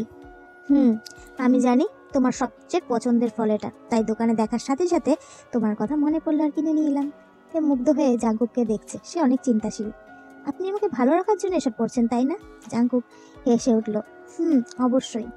তে তার ঠোঁট কামড়ে ধরলো। আচ্ছা, আপনাকে না আমার কিছু বলার আছে, মানে আমার মনে হয় এটা আপনার জানা উচিত, আর সেটা এখনই। জাংকুক কৌতূহলী হয়ে গেল, একটু নার্ভাসও দেখাচ্ছে। কি সেটা? জাংকুক তের দিকে ঝুঁকে গেল যাতে তে ভালোভাবে বলতে পারে। আসলে তে বলতে শুরু করলো, তবে সে ছটপট করছে, জানে না এটা বলা ঠিক হচ্ছে কিনা। আসলে আমার একটা বয়ফ্রেন্ড আছে।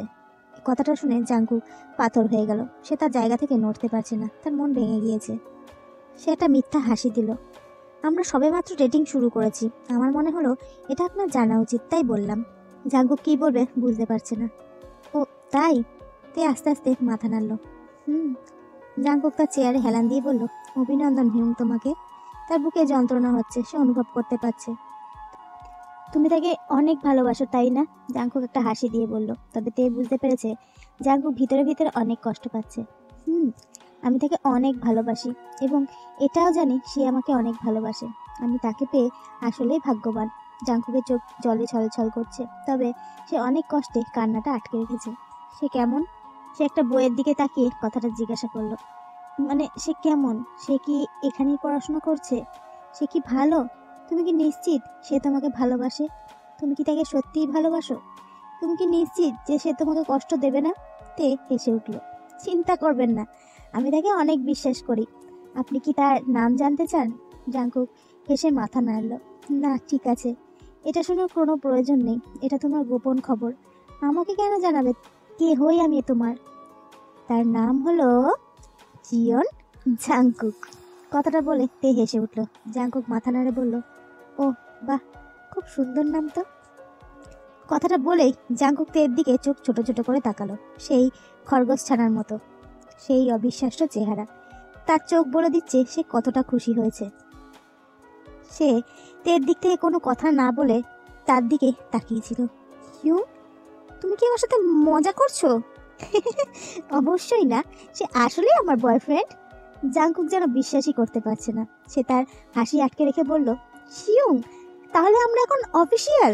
তে তার মুখে একটা হাসি দিয়ে বলল, আপনি যেমনটা বলবেন আমরা এখন থেকে তেমনটাই। অফিসিয়াল ভাবে আমরা প্রেম করব। জাংকুকের উত্তেজনা সে আর ধরে রাখতে পারল না। ও মাই গড! অবশেষে! জাংকুক এতটাই উত্তেজিত হয়েছিল যে সে লাফিয়ে চিৎকার করতে লাগলো। সব ছাত্রছাত্রীরা তাদের দিকে তাকালো। তে হাসতে হাসতে জাংকুককে বসানোর চেষ্টা করলো। জাংকুক, আপনি এই মুহূর্তে লাইব্রেরিতে আছেন, চুপ করুন। লাইব্রেরিয়ান বলল, আপনি লাইব্রেরিতে আছেন, প্রথম সতর্কতা। জাংকুক চুপ করে বসে পড়েছে। সরি, দুঃখিত। সে মনে মনে খুশিতে চিৎকার করছে। তে জাংকুককে দেখে হাসছিল। জাংকুক তের হাতে একটা চুমু দিল। হিউং, তুমি আমাকে বিশ্বাস করতে পারো, আমি নিশ্চিত করছি তুমি অনুশোচনা করবে না কখনো। এরপর কেটে গেছে 4 বছর। তারা বছরের পর বছর প্রেম করেছিল, তবে এখন সময় এসেছে তেকে আপন করে নেয়ার। চারপাশে সবাই চিৎকার করছিল, সব ক্যামেরা এখন তাদের দিকে। জাংকুক আর তে এখন জাংকুকে রেস্টুরেন্টে, এবং জাংকুক তের জন্য বিশেষ কিছু প্রস্তুত করেছে। জাংকুক তের সামনে হাঁটু মুড়ে বসেছিল। তে তার মুখের ওপর হাত দিয়ে চেপে ধরে রেখেছে। সে বেশ অবাক। তে ভেবেছিল জাংকুক তার রেস্টুরেন্টে আসতে বলেছে কারণ আজকে তাদের 4 বছরের বার্ষিকী। জাংকুক তার পকেট থেকে একটা লাল বাক্স খুলল আর সেটা তের দিকে সে ধরল। সে যখন আংটিটা দেখেছিল সাথে সাথে তার মাথায় ব্যথা অনুভব হয় এবং একটা আংটির ছবি ঝাপসাভাবে ভেসে ওঠে। তবে সে কিছুই বুঝতে পারছে না। এটা হয়তো অতীতে ক্যাপ্টেন জিওনের দেওয়া সেই আংটিটা। হিউং, আমি তোমার জন্য একটা বক্তব্য ভেবেছিলাম, তবে আমার এখন সেটা আর মনে নেই, ভুলে গেছি, হয়তো নার্ভাসের কারণে। কথাটা শুনে তে সহ আশেপাশের মানুষ হেসে উঠল। কিন্তু হিউং, তুমি কি আমাকে বিয়ে করতে চাও? তুমি কি আমাকে সুযোগ দেবে তোমার আপনজন হয়ে ওঠার, তোমার কাছের মানুষ হয়ে ওঠার? সবাই তার উত্তর শোনার জন্য অপেক্ষা করছে। সবার হৃদস্পন্দন দ্রুত হচ্ছিল, তবে সবাই খুশি হয়েছিল কারণ তে বারবার মাথা নাড়িয়ে হ্যাঁ বলেছিল। এটা শুনে জাংকুকের মুখে হাসি ফুটে উঠেছিল। জাংকুক উঠে দাঁড়িয়ে দ্রুত তের ঠোঁটে চুমু করল। এটা খুবই দ্রুত ছিল কারণ সে ভয় পাচ্ছিল, কারণ তেকে সে গভীরভাবে চুমু করতে চায়। জাংকুক তের কপালে একটা চুমু দিল, সবাই হাততালি দিল। এরপর আরো 7 মাস কেটে গেছে। তারা দুজনেই বিয়ে করেছিল এবং তারপর তাদের কাজে তারা মনোযোগ হয়ে পড়েছিল, কারণ তারা তাদের হানিমুনে ভালো সময় কাটাতে চায়। তারা এখন প্যারিসে এসেছে তাদের হানিমুনের জন্য। গুক্কি, আমরা কি কালকে ফ্যাশন শো দেখতে যাব? তারা এই মুহূর্তে একটা হোটেলে আছে এবং এটা রাতের মুহূর্ত। জাংকুক অনুভব করলো তার স্পন্দন দ্রুত হচ্ছিল এবং সে তের দিকে ধীরে ধীরে যেতে লাগলো। সে এই মুহূর্তে ম্যাগাজিনের দিকে তাকিয়ে আছে। তুমি কি বলে ডাকলে? তে জাংকুকের দিকে তাকিয়ে বিভ্রান্ত হলো। গুক্কি? কেন? জাংকুকের চোখ নড়বড় হয়ে গেছে। সে জানে না কেন তার অদ্ভুত অনুভূতি হচ্ছে। কি হয়েছে বেবি, তোমাকে এমন কেন দেখাচ্ছে? জাংকুক হেসে তার তোয়ালেটা ধরলো। কিছু না, আমি স্নানে যাচ্ছি। তে বুঝতে পেরেছে কি হয়েছে। তে হাসতে লাগলো। আমি কি তাকে গুক্কি বলে দেখেছি বলে সে চালু হয়ে গেছে নাকি? এটা হাস্যকর। ঠিক তখনই টেলিভিশনে একটা গান বেজে উঠলো। What am I now? What am I now? What if I'm someone you want to talk about? I'm falling again, falling again, falling. তে ভ্রু কুঁচকালো, কারণ তার মনে হচ্ছে গানটা সে আগেও শুনেছে, তবে তার মনে পড়ছে না। তার মনে হচ্ছে গানটার সাথে সে অনেক পরিচিত। হঠাৎ তের বুকে ভারী কিছু অনুভব করলো। তার অজানা কারণে গানটা শুনে প্রচন্ড কষ্ট হচ্ছিল। তে তাড়াতাড়ি গানটা বন্ধ করলো। সে বুঝতে পারছে না সে কেন কাঁদছে। আমি কাঁদছি কেন? সে চোখের জল মুছতে মুছতে বলল। সে বুঝতে পারছে না তার মন কেন এতটা খারাপ হয়ে গেল। কিছুক্ষণ পর জাংকুক তোয়ালে পরে চুল শুকিয়ে বাইরে বেরিয়ে এলো। তে তখন সোফায় বসে আছে আর জাংকুক তের থেকে দূরে। এটা তে খেয়াল করলো। জাংকুক তার থেকে দূরে বসে আছে আর তার দিকে তাকাচ্ছে না। কি হয়েছে, আমার থেকে দূরে কেন বসে আছো? জাংকুক একটু লজ্জা পেয়ে বলল। হিউং, এই কথা বলো না, আমি নার্ভাস বোধ করছি, আমার ভয় হচ্ছে আমি যদি তোমার সাথে খারাপ কিছু করে ফেলি। তে হেসে উঠল, কারণ তার কাছে জাংকুককে কিউট মনে হয়েছে। তে ধীরে ধীরে জাংকুকের দিকে এগোতে লাগলো এবং জাংকুকের স্পন্দন দ্রুত হচ্ছিল। তার পেটের মধ্যে প্রজাপতিগুলো তীব্র হয়ে উঠেছে। কিন্তু জাংকুক পরে হতাশ হয়ে গেছে, কারণ তে তার দিক পরিবর্তন করে ফ্রিজের কাছে গেল। জাংকুক বিভ্রান্ত বোধ করে তের দিকে তাকালো। তে জল খাওয়ার সময় একটা সেক্সি অভিনয় করছিল ইচ্ছে করে, যেটা দেখে জাংকুকের অবস্থা খারাপ। জাংকুক তার ঠোঁট কামড়ে ধরে বলল, কিম তেইয়ং। জাংকুকের মুখে তের পুরো নামটা শুনে সে অবাক হলো। তুমি কি আমাকে পটানোর চেষ্টা করছো? তে তার জায়গায় জমে গিয়েছে। সে এতক্ষণ জাংকুককে জ্বালাতন করছিল, তবে সে বুঝতে পেরেছে এরপরে তার কপালে দুঃখ আছে। অবশ্যই না। কেন, আপনি কি প্রলুব্ধ হয়েছেন? তে আবার উপহাস করে হাসতে লাগলো। জাংকুক উঠে দাঁড়ালো এবং তের কাছে ধীরে ধীরে এগিয়ে গেল। সে তেকে দেয়ালের সাথে 2 হাত দিয়ে আটকে রেখেছে। আর যদি প্রলুব্ধ হয়ে পড়ি তাহলে? তে আর কোনো কথা না বাড়িয়ে সোজা জাংকুকের ঠোঁটে চুমু দিতে থাকে আর জাংকুক কোনো দ্বিধা ছাড়াই তাকে কিস ব্যাক করে। কিস করতে করতে সে তেকে কোলে উঠিয়ে নিয়েছে। সে সোজা বিছানার দিকে যেতে লাগলো। তে জাংকুকের গলা শক্ত করে ধরে রেখেছে এবং গভীরভাবে চুম্বন করতে থাকে তারা। জাংকুক তেকে আলতো করে বিছানায় বসিয়ে তের ঘাড়ে চুমু করতে থাকে। সে গভীর সংবেদনে হারিয়ে পড়ছিল। জাংকুক তার ঘাড়ে কামড় দিতে থাকে, তবে হঠাৎ করে জাংকুক থেমে যায়। তে আনন্দ হারিয়ে হতাশ হয়ে পড়ল আর জাংকুক হাসছিল। থামলে কেন জাংকুক?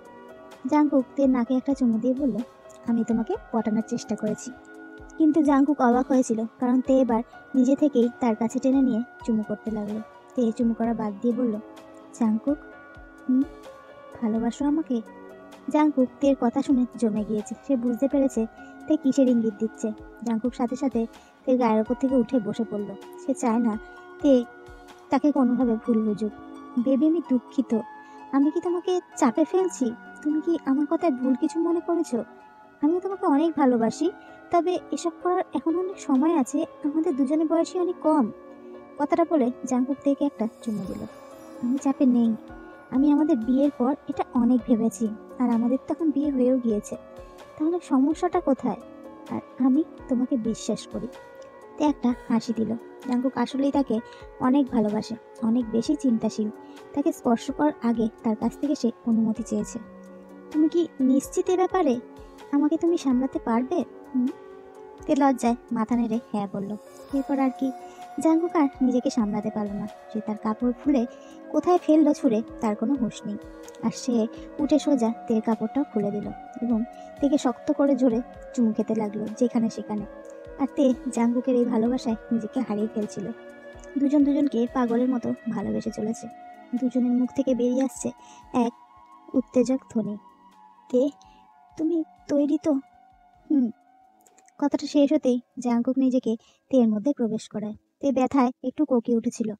তুমি ঠিক আছো? বলে জাঙ্কুক তার গতি বাড়িয়েছিল। তের চোখ দিয়ে জল পড়ছিল। কাঁদছো কেন? তোমার কি এটা ভালো লাগছে না? তে মাথা নেড়ে হ্যাঁ বলল। আর জাঙ্কুক তার গতিবেগ আরও বাড়াতে লাগলো। রাতটা তাদের দুজনের মধ্যে ভালোবাসায় ভরিয়ে তুলেছিল। তারা জানেও না এই ভালোবাসা তারা আগে অনুভব করেছিল, তবে সেই ভালোবাসার পরিণতি কষ্টদায়ক ছিল। আর এই ভালোবাসা শুধু সুখ এনে দিয়েছে। অতীতের ভালোবাসা আবার নতুন করে পুনরাবৃত্তি হয়েছে। তারা জানেও না তারা সেই 1894 সাল থেকেই একে অপরকে ভালোবেসে চলেছে। আর আজকে তাদের এই ভালোবাসা ছিল অত্যন্ত সুন্দর। অপূর্ণতার মধ্যেও পূর্ণতা পেয়েছিল তাদের ভালোবাসা। আর এখানেই শেষ হলো আমাদের ক্যাপ্টেন জিয়ন। আর এই গল্পটার মধ্যে সত্যি বলতে আমি অসম্ভবভাবে জড়িয়ে পড়েছি। প্রচণ্ড কষ্ট হচ্ছে গল্পটা শেষ করতে। আর আমার কাছে হতে পারে জাঙ্কুক গল্পের নায়ক, তে তার ভালোবাসা। তারা একে অপরের জন্য অনেক কষ্ট পেয়ে, কিন্তু এই গল্পে আমার কাছে সেরা নায়ক ছিল বোকান। তার মতো করে হয়তো কেউ কোনোদিন কাউকে ভালোবাসতে পারবে না। জানি না আমার সাথে তোমাদের মত মিলবে কিনা, তবে এটাই সত্যি। তো ফিরে আসবো আবার কোনো নতুন গল্প নিয়ে, এই গল্পটার মতো আর নিয়েও। আর গল্পটা ভালো লাগলে লাইক করো, কমেন্ট করো, শেয়ার করো, চ্যানেলটা সাবস্ক্রাইব করো। Bye bye.